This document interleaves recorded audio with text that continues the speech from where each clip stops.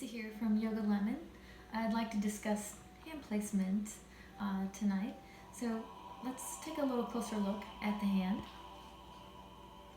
So in yoga I suggest opening the hand. It's very important to open the hand because the very center of the hand, called the Hasta Bandha, is placed in the hand that allows energy to enter in and out.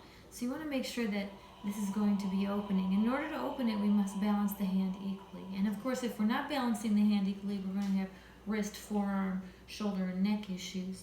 So let's take a close look at the index pad in the hand. This is the place that most of us need to stick onto the ground. So when you're doing your Chaturanga Dandasana or your upward facing dogs, downward facing dogs, push-ups in general, be sure the index pad in the hand is grounding into the earth.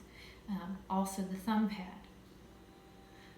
Now these are the areas that we're most often neglecting, so be sure these are grounding. And when we are not grounding in this very essential location, we'll be landing and putting all the weight in the very corner of the hand, which will cause a lot of problems and injury. So we want to avoid that, but we do want to balance all of these equally, including the pinky pad of the hand. So once we begin to balance the four corners, there's an equanimity that balances the wrist, causing the wrist to rise, and energy is being distributed equally, which will bring us healing. Now we also ground all the bones in the hand into the earth, and we also ground the fingertips into the earth, and this is equally. And you're going to stop and focus mindfully in your yoga to ground the hand and do your yoga in this area of the body.